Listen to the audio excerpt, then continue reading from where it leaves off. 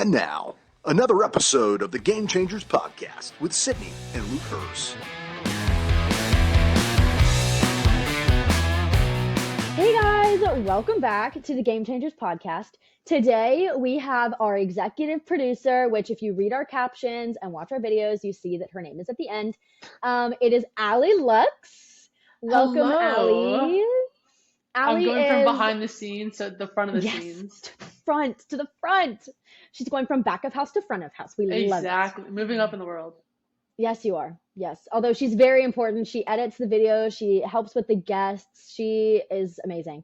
Allie, we are in the same major for those who want a little bit of a backstory.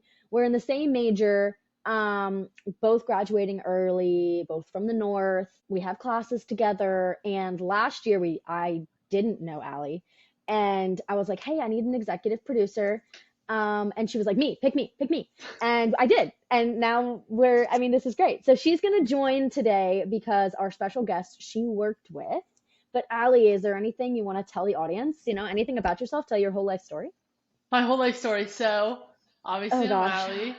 I'm a senior in South Carolina with Sydney. I'm originally from Albany, New York. Shout out upstate New York. If anybody's from there, great place. I actually know today's guest, John Bollinger, or as we like to call him, Johnny B, because I worked as a ballpark operations intern with one of the team. He is the CEO and owner of the Bismarck Larks. I'm repping today. And it was a lot of fun. I mean, living in North Dakota, you grow super close with everybody who you are around just because you don't really know many people. But it was a super fun summer, and it was cool to be able to look back on it in this episode and also be able to ask him questions that I wasn't able to when I was up north. Yeah, it's going to be exciting. I'm fun. Excited to meet him. This is cool. He's a great guy. Especially since so the Northwoods League that it's part of, is that a summer collegiate team? Yeah, it's kind of similar to the Cape Cod League, the Coastal Plains League, just up north in the woods. Northwoods, I get it. Yes. I get it. But there's teams, it spans from North Dakota to Minnesota. So, our guys would be traveling for hours. They'd be on a bus for hours on end just to play a baseball game. And then they'd come back and then go to another game the next day. It was crazy. Not only does it build character to be working in the Northwoods League, but to be playing. You love the game and the people and the fans. Yes. Because would you ever go back? I potentially would. Potentially. Okay. Maybe if it was not Bismarck, North Dakota. But I think it builds a lot of character. I mean, working it, I worked 36 home games in 75 days.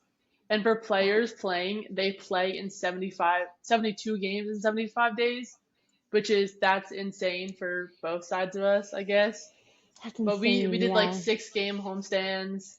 And so you just do the same thing for 6 days straight, running on fumes by the end of it. But sure. That's working in sports. That's why I love it. So yes, exactly. That's so cool. I'm excited to hear Johnny B's. Of course. I'm excited to hear his take. So let's bring him on. Yes. Okay, we have a very special guest on today. We have John Bollinger. He is the owner and CEO of Minot Honeybees, the Minot Hot Tots, and Funatix, as well as the Bismarck Larks. So we also have our executive producer on, Allison Luks, today. She is making an appearance. She worked with John this past summer for an internship. She also goes to the University of South Carolina.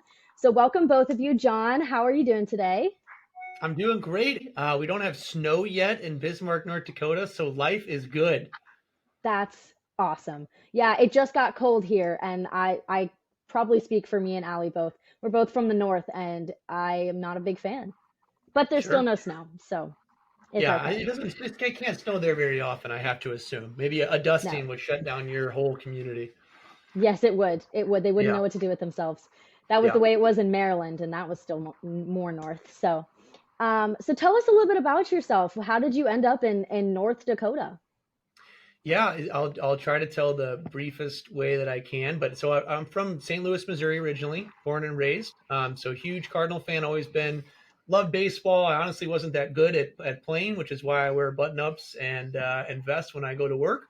But I just, there's always something about your you can remember your first game at a major league park, right? Going with your dad or going with family and friends. I remember Ozzie Smith doing a backflip, Mark McGwire hitting a home run during his crazy year. And so I've always been in love with the game, but I never really knew you could work in it. And so I'll never forget, I went to Missouri State University for college, and I attended an entertainment management class. And the professor the first day said, "Hey, if you're here because you love sports and you love music, get out." He said, we are here because you have to love making people happy. We're in the fun business. We're in the memory business. And from that day on, I was like, this is it. I mean, I've always loved my whole life, creating events or directing a school play. Like, I've just loved, how can we provide an experience for people to have fun? And so that's what I knew. That's what I wanted to do. So to get to North Dakota, though, is even crazier. I ended up working with the Cardinals AA team out of college. So I really enjoyed that. I went to grad school then at Ohio University. I was able to get into their master's program. So again, the whole time I thought I wanted to work in pro sports, be the president of the Cardinals someday. And life is funny because, I like to say success is preparation meets opportunity. Okay. So I ended up, when I went to Ohio, I got a mentor, and my mentor's name was Dick Raditz Jr. And Dick is the founder of the Northwoods League I play in. So, this is great. He's in baseball. He's got a baseball background. He worked with the Red Sox and the Dodgers spring training, so he could be a great resource. And I fly down to meet him, and we have lunch. And on the first time I met, he said, "John, if you ever did want to work for me and you do a great job, you could someday own your own baseball team." And I thought, like, what does that even mean? Like, who can own? I thought that was for billionaires, and right. I don't even know how that works. And so as I finished up school, we had a great relationship. I had a couple job offers in pro sports, but he offered me the chance to start a team in our league in Kalamazoo, Michigan. And I was sitting there at 24 going, okay, I could go get a normal job and sell for this team, or like, who gets the chance at a young age to start a baseball team? I wouldn't have been an owner yet, but like, who gets to do that? And I'm like, at even 24. if it goes bad, yeah, I can always leave and do something else. So I took the leap of faith. My friend Brian and I, who was a little older than me, we literally, two dumb idiots, started a team. We failed a ton. We messed up a ton, but we also, I think people saw our passion for this team and this community, and we ended up having the best season in summer collegiate baseball history from attendance, an inaugural season. And it was just immediately people enjoyed it. And so did that, loved it, met my now wife. So I'm getting to the Bismarck part. And, but I was like, I don't even, maybe this owner thing's down the road. I thought, I love this. I know people in town. I'm dating this great girl. I can't believe she's with me. And then Dick came to me and said, "Hey, I have a team, and I want you, if you go there, you can buy it from me." And I was 26 at the time. And I said, yeah. I'm like, in most of the leagues, okay, Sydney and Allie, just as you know, most of the leagues in Minnesota, Wisconsin, and Michigan. So being from Missouri, I thought, it's already a little cold in Michigan. But my wife was from Wisconsin. We're in Michigan. I'm like, it'll be somewhere right in the footprint. And so I'm like, "Dick, yes, I am in. Where am I going?" And he said, "Bismarck, North Dakota." And so after kind of like taking that all in, I knew Bismarck from my Capitals as a kid. And I looked at my girlfriend at the time, but this is what really sealed the deal. I said, what do you think? And she said, "Is it the right move?" I said, "I think it is." And so we literally finished that third season. We got married, went on our honeymoon, and moved all in the same month. I literally recruited friends of mine to come work with me. We had kind of a business plan, but no like market research. We just packed up a U-Haul and went. And wow.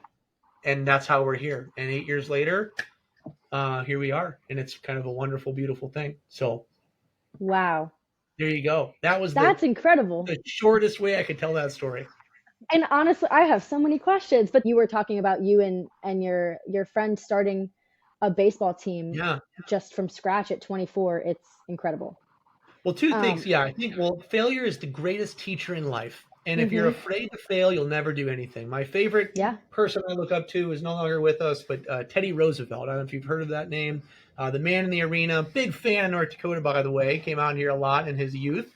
You can't be afraid to fail and take chances, because you get one shot at life. So I think that's a a theme. We're still like a small market baseball team, and I will say I don't feel like a true entrepreneur in the sense that I did always have great support. Where coming out here, people that mortgage their the league and Dick. I mean, it was, hey, go out there. If it doesn't work out, you'll be all right. But so I give so much credit to those that, I mean, literally mortgage their homes, put it all on the line and go. But I mean, moving somewhere I didn't know, dedicating really my life to being here, because to me this wasn't going to fail. I mean, but we had no idea. No, it's exciting, and it's just been like literally the greatest joy in my life, outside of having two baby girls and my beautiful wife and family. It's the greatest joy of my life. It really is. So That's incredible. So how exactly did you meet your wife? You've included her in this she's important. We're partners. While maybe she allows me the time and the energy to do what I love, and so we're 50-50 partners in our business, which is important as we are in life. And so how did we meet? I think we met at a bar, which isn't interesting, right? Because a lot of people meet in the bar. Maybe it is to you guys because we didn't have the apps. All right, I just missed the apps. Yeah, I hope to meet somebody in a bar one day. Yeah. Yeah, no Tinder, nothing like that. I just had to have some confidence, and it worked out. But we do. I do think we're the only couple that has this. Okay, you want to hear? This is crazy. We met at a bar. I proposed to her in a movie theater, and we got married on a baseball field. You got married on a baseball field? Yeah, it's pretty cool. Yeah. What baseball field? I mean, it doesn't really matter. It's still a baseball field. In Kalamazoo, we got married on the field that I like, a tent. We got married at home plate, party in the outfield. Yeah. I thought a beach was a great wedding. Nope, baseball field. That's it. Everyone that's it. does the beach. Yeah, do a baseball. Got to be different. That's incredible. And Yeah. what is it like working with? So you obviously have a personal connection, but what is it like, kind of going through this process of business with her as well? Yeah, when you get married, it's crazy. I mean, like you are truly committing to be together, but also you need to, how do you find the way to make this other individual live and become their best self, right? Mm-hmm. And so she has, for her to have the faith in me to just jump and move to this place, it was a lot of sacrifices. It was hard at first, but I think it's been fun doing it together because by running your own company, you get to kind of visualize where you want to go, right? Mm-hmm. What's our lifestyle going to be like? What's this team going to mean to people? The mission, the vision. What do we need to do with our girls? What kind of parents are we going to be together with this crazy business? And so, it really is a partnership. I mean, I call her the CEO of the household, right? So she, thank God, she is killing it with our two little ones and takes care of them, makes sure there's no fires. And she is owning that space so that we can survive. But no, it's a lot of fun, and we collaborate every night at home. She's hearing what's happening and helping me make big decisions to ensure that we keep doing something that's meaningful and special. So that's awesome. And I've heard you mention it a few times, the word fun. It started in college, obviously. Did that kind of help you to realize it? I've read multiple articles and about how you really incorporate fun and activity, and that can be part of something and can be the driver of creating your own business and fan engagement and community. How did you kind of develop that, and how have you grown upon it as you've gotten older? It's a really good question. And I mean, Allie knows this. If you come to see one of our games, it's really not baseball. It's a circus, right? It's mascots and music and food and on-field promotions and inflatables for kids. And I like to think we're one of the few places that, mom can come. She could care less about the game, but she likes to cheer when something's happening. Her husband can be happy. The kids are happy, and she can sit in the stands and relax and drink a beer, right? Like in the summer sun. I mean, there's not a lot of places, especially in maybe smaller communities, that can provide that type of all around family entertainment. So I think the core thing for me, and I don't know why I was lucky to great parents and people around me. But I think early on, I tried to latch onto a personal mission for my life. And it was, I want to love what I do every day. And I want to know what I do makes a difference in people's lives. Okay. And so in essence, to me, it gets kind of deep here. Sorry. But like, I think life is about happiness, right? At the end of the day, how can we be as happy as possible, be present, and be joyful? Okay. No, I've done a lot of research on happiness. I think it's like my favorite subject.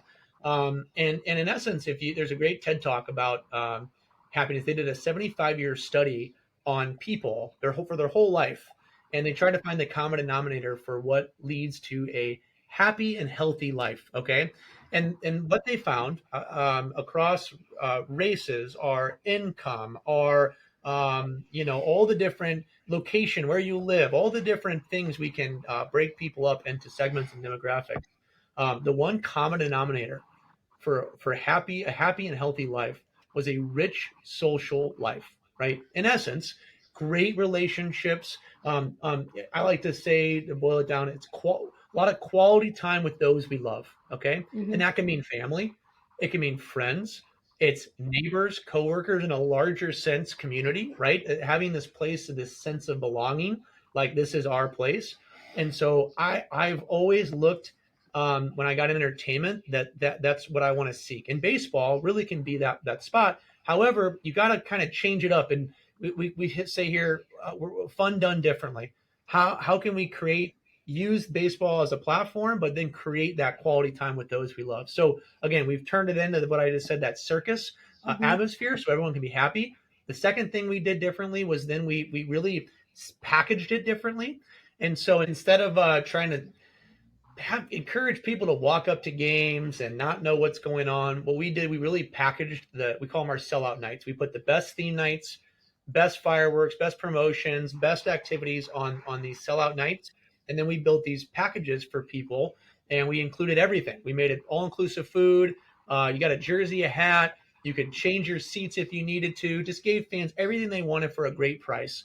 And, our first season, we ended up selling out 27 of our 36 games. And, it was all about how do we design this thing strategically to be the best experience for the customer. And it's worked out really well. I hear all the time, the Savannah Bananas are huge right now, but it sounds like I love that we're bringing awareness to the smaller teams that are doing the exact same thing. And it's really, I have to say that you talking about happiness and what brings people joy is not something that's boring, at least to me. You picked the right person to talk to, because that's so refreshing. There's a lot of people in the industry that don't, that kind of complain about the work and the hours and things like that. But I can tell from your energy that there is something that you truly love your job, and by aiming towards happiness, and it's just very refreshing, and I enjoy hearing about it. But I think people think they want to work in sports, mm-hmm. and they don't. They want to do it because they like watching sports. Right. And that's the problem. And Allie knows this. I mean, it's a lot of work. It's not always fun and roses. There's like real things that have to get done. If you don't have, I like to say it's a need to serve. If you are not truly someone motivated by a guest experience, by really finding ways to make others happy, you should never be in this business. Mm-hmm. You should work in a normal place, get paid more, work less, and buy tickets to sporting games and buy tickets to concerts. So I think, we like to say, Allie knows this analogy. It's called the bricklayer story, right? In essence, this parable is, there's a foreman on a job and he finds this guy, they're laying bricks. No one wants to do that, right? And the guy's miserable. And the foreman's like, hey, everything okay? What's going on? The guy's like, what do you mean? I'm laying bricks. This sucks, right? And he's like, okay. Well, he looks down the wall and there's another guy doing the same thing, but he's happy. He's whistling. He's working with a team. He's like, everyone, he's got this energy. It's like, this guy is he on drugs? Like, this guy is doing the same thing. Why is he so happy? Yeah. And the foreman goes, hey man, everything okay? What are you doing? The guy goes, oh, I'm building a cathedral. Right? It's kind of understanding that, we got to sometimes do crap and do the stuff we don't want to do, But if you're driven by a mission of like trying to do something that matters, that you're passionate about, that makes a difference, you'll do anything. I think money is the easy part in life. I think if you chase money, you'll lose and you'll be very unhappy. I think what you need to chase a passion and something that you genuinely believe in and that you think is purposeful. And if you do that, it will not be easy. It will be hard and it'll be painful. But hopefully, if you're lucky and you feel success, you feel what that feels like at the end when you. I mean, Allie again saw this at opening day. All the work that goes into the ballpark, setting it up, it's crap. It sucks. Then you walk in and you see a sold out crowd and grandma and grandpa holding hands and right and kids just having fun and the national anthem plays. I mean, I cry every opening day because that's something. That's something. It's truly it's incredible. And I'm sorry, I'm totally hogging the questioning, but did you obviously you love baseball, but does your job fulfill that love plus some, is what it sounds like.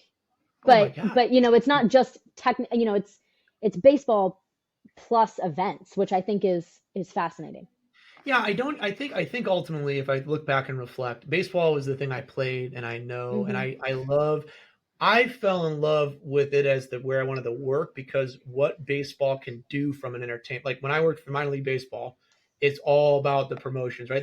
Baseball is a slower game and it can be a thing where you can be really into the game and be fine, but it can be something you can kind of passively enjoy, right? And so the entertainment aspect of baseball, that's what I loved, all the promotions in minor league baseball. But looking back, it wouldn't necessarily need to have been baseball. I don't think it's truly about the guest experience. I love that I get to work with our players. Again, our whole mission statement is how we use fun to make a difference in people's lives. We then finish that with a lot of things, right? That's fans, sponsors, players, employees, community, right? And so that's my favorite part, that I get to run a company that gets to think about that every day. How are we doing that for our players? How are we making sure this is a place they learn, they develop, they have a ton of fun. Maybe they learn about themselves. Maybe they're too afraid to, get out of their comfort zone, but we force them, hey, get on the dugout and dance. It's your off day and we're going to film you and do it, right? That's growth. That's development, right? That's fun, making a difference, hopefully, in that guy's life to go on. And if it's not Major League Baseball, maybe he'll get some NIL deal, right? Or maybe he'll just be more comfortable at his first job and doing that interview. I think it's all very important. So yeah, no, I literally, people ask me that, like, what's next and where are you going to go and, go to the pros? Like, man, and maybe I'm delusional, but I think I have the greatest job in the world. I would never leave this ever. It's now about how can I keep taking these philosophies and giving opportunities in other markets, right? Maybe start another team, maybe bring an event, work with a different type of event and make it fun, right? Like that is what drives me every day. And you continue to grow, which is awesome. Did you know that you wanted to get more than just one team? Like, how did you kind of grow from there? I think you can have, right. I think life's funny, right? Like we're going through a process right now with our company. We're trying to project our 10-year vision. Just imagine how many people, I bet it's less than like 5% of people actually think about where they want to be in 10 years. And probably even fewer that then actually write it down and really visualize. Okay. So 10 years ago, if you would have told me I'd live in Bismarck, North Dakota, I wouldn't have told you. I would have said that's crazy. Right. But 10 years ago, I could have probably said, hey, I do want to run my own company or a team that I can instill a culture and a mission and really try to do things differently that I think impacts people. If I would want that to not just be that team, but could grow and scale into maybe other types of events that we could replicate and do the same thing. And yeah, if there was a team opportunity that came up and I could continue to do that, heck yeah. Right. So now it's just funny that I would never get Bismarck and Minot. It goes back to what I said earlier. Success is preparation meets opportunity. You can't control the opportunities a lot, right? I can't control that Bismarck happened to be the market, right? And so I think a lot of people your guys' age get caught up with, I want to live here. I want to drive this, have this. You're thinking about the end result, like money or things or location. It's about like a lifestyle rather than like a calling or a vocation or a passion. And I think that, I don't know. I think everyone can do it differently, but I wonder how many people wake up at 40 that think about those things and they maybe get them and feel empty. Mm-hmm. And so I just think understanding who you are and being self-aware enough to know what drives you, what gets you excited and wakes you up, or in the morning to go do something, to do that and think of a vision for that will probably be the most important thing you ever do in your life. Yeah, absolutely. And I'm definitely I don't know if Allie's the same way, but I have definitely been a victim of the I want to live here mindset, or at least, Sure. I apply to things and I'm like, oh, that's like outside of the circle that my mom said that she wanted to keep me in. Um, Yeah, but don't we? or Isn't it funny how we do things for others oftentimes? Like, and yes. we all love our mothers, and I'm Catholic, and so there's a lot of Catholic guilt that gets instilled in our family. But I like to read some books, and like, there's a book called Awareness by a Jesuit priest actually. So there's a little more religion, but in essence, it's like if we do something to make someone else happy but makes us unhappy, how ridiculous is that? Like literally we would do things in life because the pain we would be okay with being unhappy because we know like this other person could be happy. It's crazy. Hmm. That's crazy because then if you're not happy, you're like, not that you aren't happy being by your mom and staying close, but Sure, like sure. isn't that crazy? Like you're now like you can't be your best self unless you go. And guess what? If you move out, you might hate it. And guess what? That's a fail, but you learn. Now you know more about yourself. You know what drives you rather than doing it for something else, Yes, right? Yeah. Honestly, like absolutely. I personally learned a lot about that because if you had literally told me in like March that I would be living in North Dakota for the summer, I would have probably called you actually insane.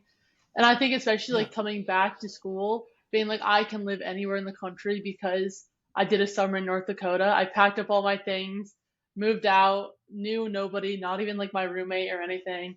And I think that just like, especially working with a bunch of interns that did the same exact thing as I did, it created a really cool community while we were there. And we can like take those skills and bring it to wherever we end up next. It's huge. And that's a huge lesson, right, Allie? Like, um, I think you can then start to by doing that too. I think two things. One, you start to realize everywhere you go, people are people. Hmm. And whether and you might, yeah, sure, would it be nice if you're in the cities, you could have gone to the Mall of America or a smaller community, maybe you wouldn't, or maybe the politics of different places. But ultimately, you realize even when all of it, people are people, and it's about people, it's about relationships. It again, I think ultimately comes down to quality time with those you love. You don't need a lot if you're surrounded by um, people you care about that care about you, and you get to live a life that you get to work towards a cause you deem worthy. I think that's kind of it. I think like there's not much else that you need. Like Sydney, I wonder for your podcast, right? Like, did you get into it because you wanted followers, or did you get into it because you had something you're passionate and talking about? You had a platform, you had a brand or a message you wanted to just do, and then people were attracted to it, Hmm. right? Yeah, absolutely. I It's think those are two different things, right. And So you both, you kind of, like you said, there's two different ways to go about it. They might get to the exact same end result and the end location of having a podcast that has a following, but it's like the intent behind it. It's I want to showcase this and people will be interested, people will come, but it's not to gain that following. It's to showcase the people. yeah, It's like a fine line, and I like the way that you said it. It definitely makes sense in that way. like And no it's one's successful that starts and they're like, I want to have 1 million followers. Like no one's right. successful because like Matt, you guys know the 50 Days, 50 States guy, I've heard of him. TikTok, Matt Yeah. Warnick. So he started Yeah. with us as an intern. He was just an intern, and a great dude, and he became our director of fun. And he in COVID, when we were working here in COVID, not sure what to do, he started going on these virtual dates with girls because Tinder allowed you to date. I guess you could pay for that and date everywhere. Like, yeah, all right. And so basically, he started going on these virtual dates, and he just thought it'd be fun. Like, I'm bored. I got nothing else to do. I'll film it and like I'll put it on TikTok because that was just starting. And so he had no intention to become a social media person. and it just took off. And he's got over 500,000 followers, and now that is his passion, because it came from a place of like, genuinely being interested in people's stories, learning about different locations, right? He kind of said, even he's like, I'm really a food travel show, right? Like I'm dating people and there's funness there, but I'm going to places and eating different food. And like that's what my audience really thinks is neat. And they want to see if I fall in love. Right. But, so anyway, I think that's, Yeah, I did not know about him, but that's incredible. Yeah. He was our on-field host this summer. He came back. You know him? I know 50 Dates, 50 States. That's awesome. And just mad. And he's in town right now too. Yeah. Wow. Not only is he, social media popular, but he also has the title. He had the title of Director of Fun. Could you imagine?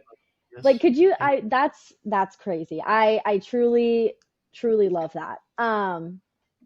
So, kind of going back to the Bismarck Larks, why, in your opinion, coming from your position with them, why do you think that the Larks were named the organization of the year 2 years in a row? What do you think kind of drove that title?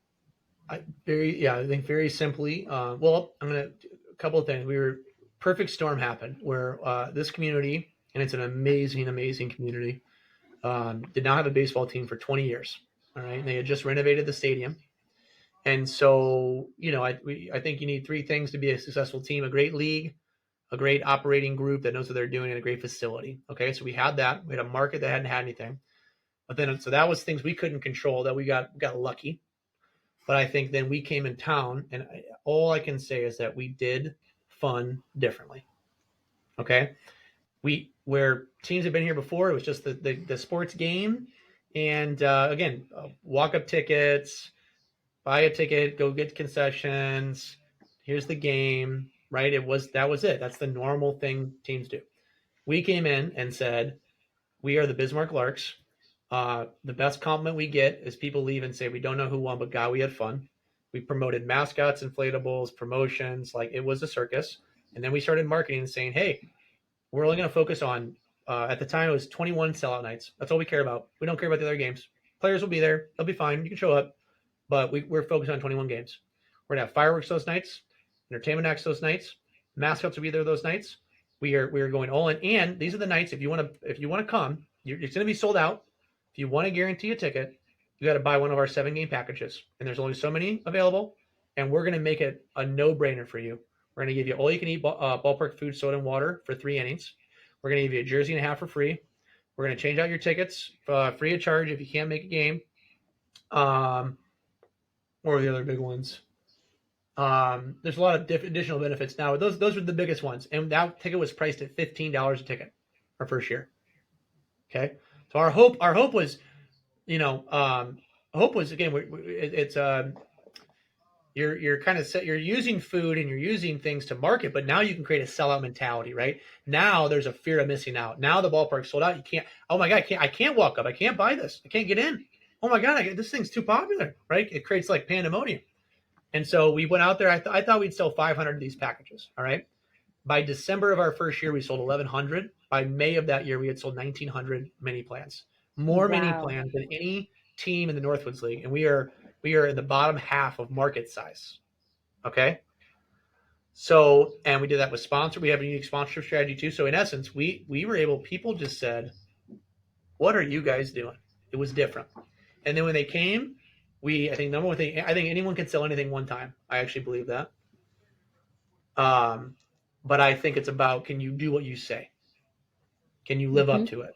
And so then, again, we made a lot of mistakes too. And we've we're never perfect. And there's a lot of things I wish we could have gone back, done it differently. But I think we did a really good job of then showing people, wow, they're right.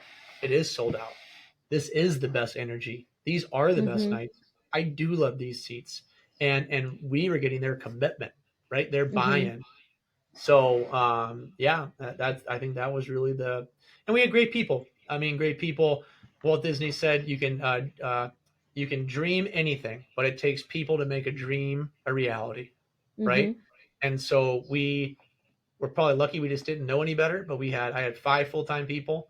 and everybody worked so hard and so passionately towards what we were doing. And I think people see that and they go, we like this. Yeah. It's not enough to just talk the talk. It sounds like, I mean, you really got to walk the walk and show that you can't just say it, that you actually do it. And that's incredible. I would ask, how do you get people to North Dakota? But with an environment like that, I might just buy a plane ticket and go. So Allie, next time you go. Allie's actually the better one to ask that question to, because we get a lot of people that, and we've hired, some of our best hires actually come from our intern class each year. Okay. And I think because, and you guys know, and I think older people said it about my generation, and my generation now says it about your generation. You're going to say it about the next one. But there is, and Allie knows this, with Allie, this summer was a lot of work. There are times and you go, oh my God, another game. I can't do it. Dealing with 14, 15-year-olds. I can't do it.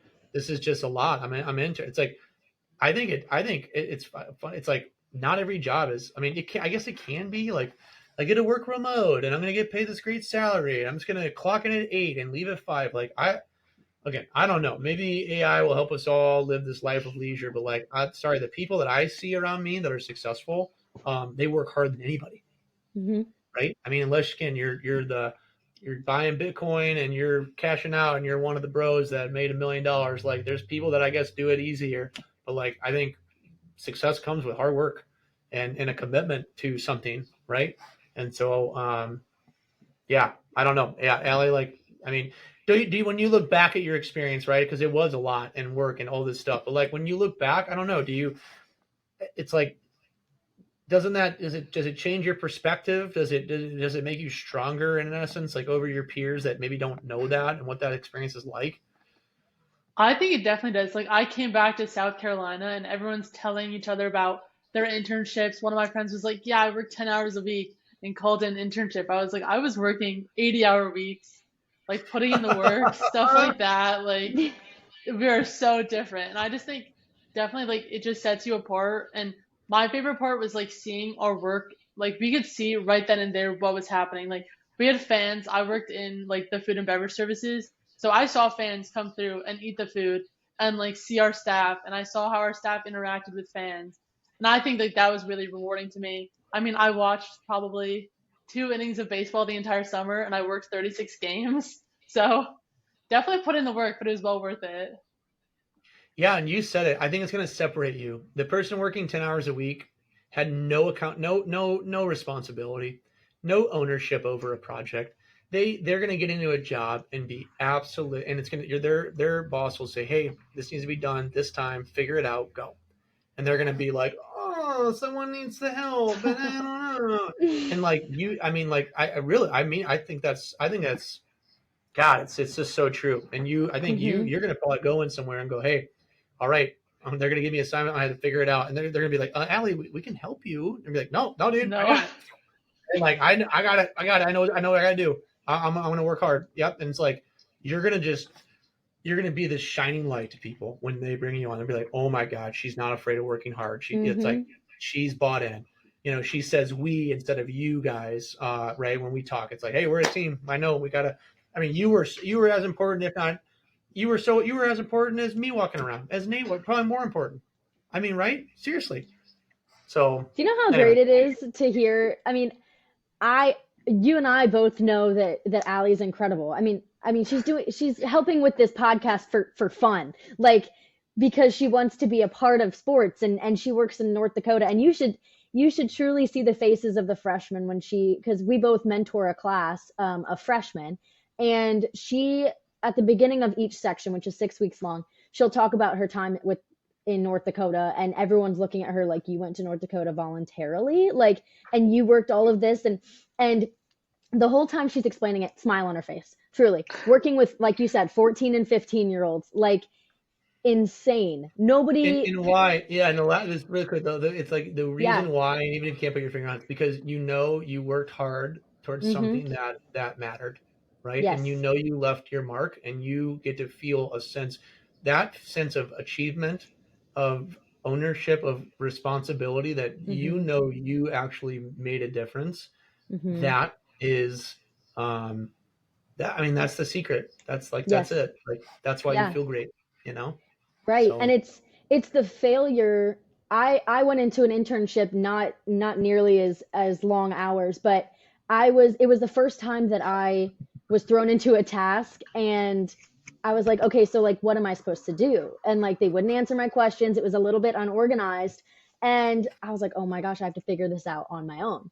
Well, And yeah, and welcome to life. I mean, sorry, completely. but every other workplace, okay? Yeah, that's the thing. It's like this crazy nomenclature or this crazy idea that like I'm gonna go somewhere and it is gonna be like freaking perfect and everything will just be like I will just take for the day and I will just do what I said I want to do at 8 and 9 and 10 and 11. Like you guys, it's funny, it doesn't happen in college. That's not real life. No. You have to like figure it out in your social schedule and balance this and get this. And it's just like why do people think that? You know, and maybe there are these places, and God, they have figured it out. Good for them, you know. But almost, I think they create box checkers, right? Yes. What kind of company has any sort of innovation with people that just none? You don't. It's hard to grow that way, truly, and you don't get that sense of responsibility because you didn't achieve like you didn't achieve something that you actually created and you figured out on your own. Right. People that want those jobs, honestly, their real passion probably falls outside of work, right? Like it's like.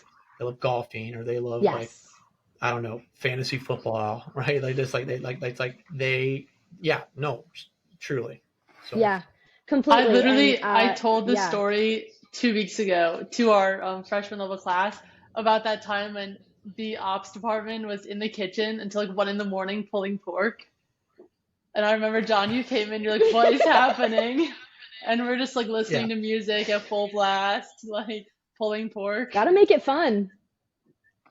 Well, but it made a task that was very boring really fun, actually. It was like one of the highlights of my summer because it was just like, we're here, we're doing it. But it got done. The pork got pulled. Don't worry, guys.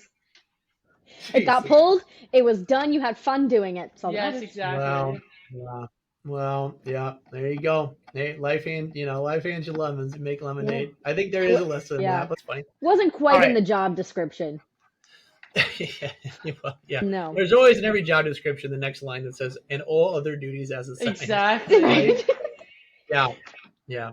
So exactly. What else? I mean, I used to do laundry until 4 o'clock in the morning, and doing baseball players' laundry, not the best, but you got to play music and do all the things. But completely. Allie, do you want to take the reins? I have questions, but I've also been talking the whole time, so.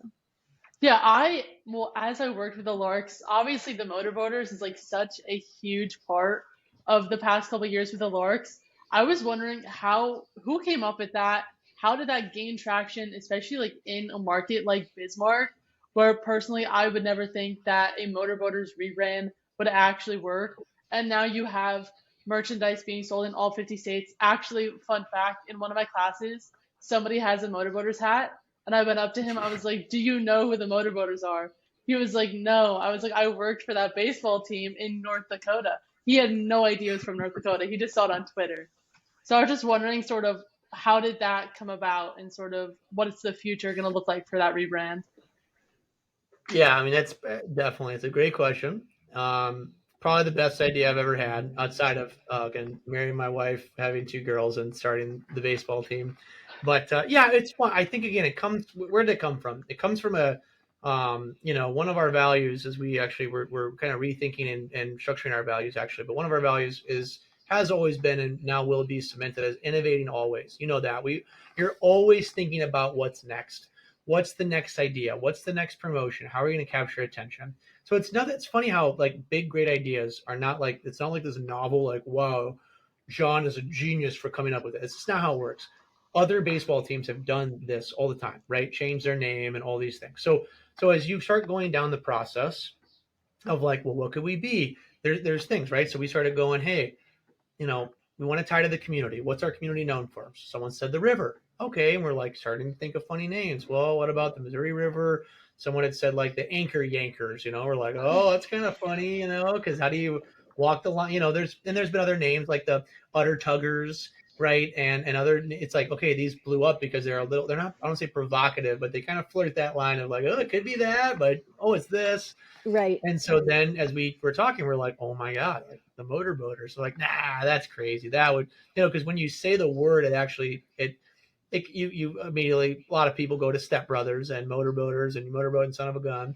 but it's like, wait a second, could we balance this line, right? Could we, I mean, really our whole thing is community, and we want to tie in the boating community and this, and if you know that community, again, not to get involved, but it's the whole there's kind of a big resentment now and of political correctness, and why just because it's a word it should be fun. Why are we over correcting ourselves? Why are people getting offended? Like, so again, we're family friendly. We want to balance everything, and so it was a hard decision for me to like finally get to like, yes, it had to really walk that line. It had to be boating only. If you look at that logo, there's nothing inappropriate about that logo.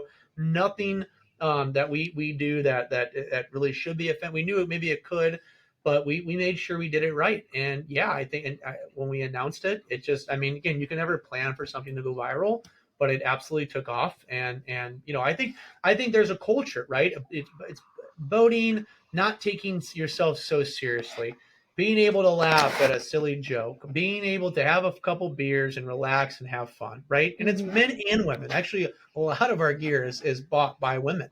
And so this idea that, it's a bunch of guys in a room thinking of this is just not the case, right? We can be thoughtful, but also, look, it's funny, right? Everyone, you hear the name, you word, and you chuckle, right? You can be like, oh, these idiots, but it's funny. And so, I think, it was a great idea. And the brand, I think we're going to try to figure out to continue to be more immersive with it from items, but just like, how do we position it around things, even maybe regionally, nationally, that meet people that love boating and love that culture where they are, not just on our store and through our posts. But a lot of fun ideas there. But again, it comes out of an idea of every year. Last year, we did the Heartland Holy Cows, right? That was tying to our agricultural community. It didn't sell as much as motorboaters, but the same thought, same idea, right? Had that, and we'll hopefully we'll have another good one here soon. So. Yeah, which is exactly why that college kid is probably wearing the motorboater shirt, for the exact reason of its purpose. Is to be funny. I mean, it's so funny. When she was talking about it the other day, I was like, they're called the motorboaters? And she was like, yeah. And I was like, I love that. Like, it's young people, old people, like it's totally a boat. You've seen the logo, Sydney? Yes. Yeah, I don't know. It's a boat. Yeah. It's a boat. Yeah. I don't know what you're talking about. It's completely about a boat. It's about a boat. As you can see. Yes. What was it like to be to have the jersey on SportsCenter? I saw that. That was cool. Well, just the whole thing. I mean, I've never been a part of something like that. I mean, I actually, my mom still holds this against me, but I went home with my wife and our girls to St. Louis, and we launched it that Thursday, and literally from the time it launched, it just was going crazy. I mean, viral. All these TikTok, Twitter accounts, these people. SportsCenter asking for a jersey, putting it on. I mean, just the sales, it was just like boom, boom. I mean, we sold a t-shirt in every state in less than 4 hours. We were sold out of everything we bought. I think in like 5 or 6 hours. So it was just, we were on pre-order the first season. People had a pre-order for 4 months. It was just, we just kept having to reorder everything. So like, it was just the craziest experience. So it was fun. It was fun. You probably, if you have a lot of followers, you've done things that go and you can never really put your finger fully on it. You kind of know maybe why that one did that or that, but again, if you think too much about, again, it's back to if you try to make something go viral, it will not go viral. If you just think of a great, thoughtful idea that fits all the things you're trying to fit and you put out in the world and you're okay with wherever it goes, then it's funny how those are the ones oftentimes that take off. And it's so important to have that mindset in not just sports, but especially in sports, of being grounded and just remembering that, like you said, like, you know what, it's cool. Like it was funny when I asked the question, you're like, it was cool. Like, so not that you expected it, but that it was cool, and it was not putting too much emphasis on it, which I think is really important.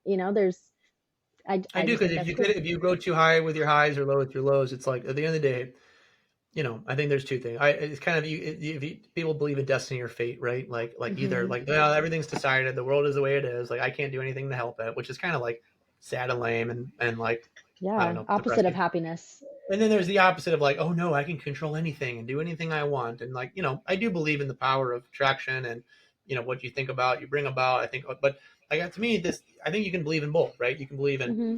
hey, I'm going to, I want to go here. I'm going to do every single thing I can to get to this place. I'm going to think it, I'm going to act it.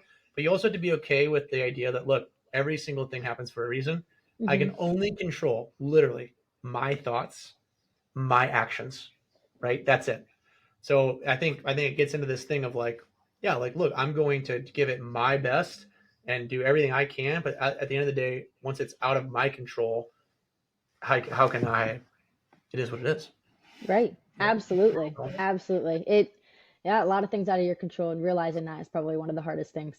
Um, but kind of going along with what you said about being innovative, 2024 was the first year of women's softball in the Northwoods League.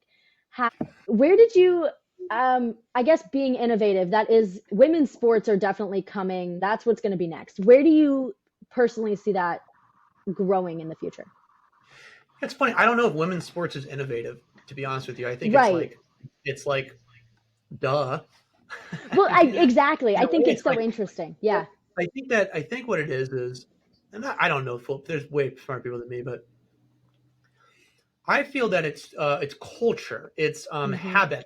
We've watched men play sports for a long time back, all the way through history, right? Like whether all these things. So we have a culture that this is what we do, and so then I think maybe Title IX, right? Then allow like more women's teams and sports, and so now you have to create generations of people not only just playing, but then also watching, right? So I think we're just reaching a place where, right, like Caitlin Clark's mom and her grandma probably like played sports, right? And Mm-hmm. it's like we're finally creating a fan base that's like, yeah, this is good and we should watch. This is fun to watch, and I am a fan. And so Yes. I think it was a matter of time. I think stars helped, like Michael Jordan in the '90s elevated the NBA to another level. I think stars like a Caitlin Clark can do that, help raise it to people can see it. But for me, the opportunity that I'm most excited about is of course giving women the same opportunity. That's just like we need to do that. And like I think the Raditzes, the owner of the league, it was their vision and their idea, and they should get all the credit for believing in this because it's hard to start anything. And there was a lot of obstacles to get this thing started. And so, but it got started. And so for me, it's providing the opportunity. But more importantly, I want to prove that if you market women's sports, if I put the same show and beer and food and fun and inflatables and mascots around this product, people will come. Because I Mm-hmm. think that's been the other problem probably with a lot of women's sports is they just don't get people just don't market it as much. They don't get the attention as much. And so I think that is what I'm excited about is doing the same thing we do for the guys and watching people become fans. The Madison Mallards was super cool story. They created a team called the Madison Nightmares. Was their softball team, all right? And they ended up averaging like 1,600 fans a game, which crazy. I mean, awesome. Um, but I thought what was the neatest thing though was their owner said that when they looked at the ticket data, right? Because the fear would be if you own a team, right? Like if we start another team, is it just people are just going to choose this over this, right? Cannibalize sales. Is it really a new audience? Is it really adding? At the end of the day, it needs to make money because it's not worth the risk and the expense. But Madison looked at their ticket data and they said 70% of the people that bought the Nightmares games had never been in 20 years had been to a Mallards game. So think about Wow. that. Now they basically Yeah. created and welcomed an entirely new audience. This audience can now become fans of the Mallards too. It's like you're attracting such a larger base of people now to feel and see your fun brand. Mm-hmm. And so that I think is really cool and why we're obviously huge supporters and I'll continue. There's some things coming potentially down the road of new teams that I hope to be a part of, and we're just excited to, yeah, be have help these women be pioneers in summer collegiate softball. So I love that. I think that you were exactly right in the fact that it's not innovative, but because they've always been around, but it feels innovative because it's finally getting media attention, marketing, and et cetera, et cetera. Right. So right, I like that you're not going to change anything, and you're gonna notice the only thing changing is the fact that it's softball instead of baseball, and I can't wait to see people show up. I bet that's going to feel incredible. And sorry, but from a product standpoint, like softball is shorter in time, which baseball gets a knock for being too long, too boring. Yes, it does. Yeah. Softball is a lot of action, not a lot of walk. Like it's a fast paced game. The players, I think in baseball too, the guys have a lot of energy, but the girls have a lot of energy. So if you're looking at it just solely from like a product, like if I was going to sell you a widget or this mouse, like from a product standpoint on the field, there's a lot of reasons why softball you could argue is as good, if not a better product. Yeah. So absolutely. Very cool. Well, I have one more question, and it's just kind of a fun one. Out of all of the artifacts behind you, the bobbleheads, the balls, which one's your favorite? Do you have a favorite? I'm gonna pick this one. There's so many. All right, I'll go with this one. So I just said our mission is to use fun to make a difference in people's lives, right? And so this right here, and we have another one coming, by the way, but this right here is our first Jeff Lindgren, okay? He played for the Larks in 2017 and 2018. And he's our first player that got to the majors 2 years ago. And pitched for the Marlins. I think he's back in AAA now, but he's been up in the majors a few times. So to see a Lark on the big screen and to think that maybe a part of his experience here helped him get there is pretty cool. Wow. Yeah, that would be my favorite too. Yeah, remember the name, guys. Remember the name. There you go. Well, John, it was an absolute pleasure. Thank you so much for the time and taking it out of your day to tell us about yourself and the incredible things going on in all of the organizations that you are a part owner of. So I definitely appreciate that so much. The insight that you gave was refreshing, and I really appreciate it. Thank you. Yeah, and thank you first to Allie for thinking of me and for all your hard work. I know you're going to do amazing big things. And Sydney, yes, no, thank you. I think it's so cool just to see, you the ambition, just do something, right? I mean, who knows? I don't know how many people watch this or how it all works, but you know what? You're passionate about it. You went out and just did it. Thank you so much, Sean. Thank you. Have a good one. Yeah. Allie, I can't believe that you brought such an incredible guest on. Truly, I understand why you loved working for the Larks. Yes, it was so much fun this summer. I can't. He was so much fun. I can't believe you know the 50 states, 50 dates guy. I forget that I know him too. He was so funny because he'd like drive his truck that's just wrapped in 50 dates, 50 states, and it has like the name of every single state on it. It was so funny. And he did like a sponsorship deal with like the North Dakota Country Fest. And so we took dates to the Country Fest. And I remember, I think one of his dates, Riley Green stole one of his dates and was like, because they met her in like a meet and greet, and we're like, oh, if you want to like come backstage afterwards to his date. Has he ever found love?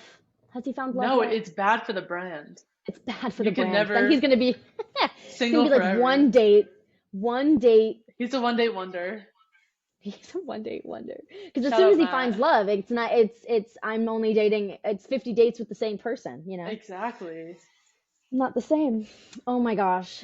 I don't know. Would you ever go on a date with someone doing like who was doing who was filming it all? Probably not. Yeah, I don't think I feel like I'd be scared of being like who is this guy? Imagine being out to dinner and like having a hey guys, like I don't think I could do that.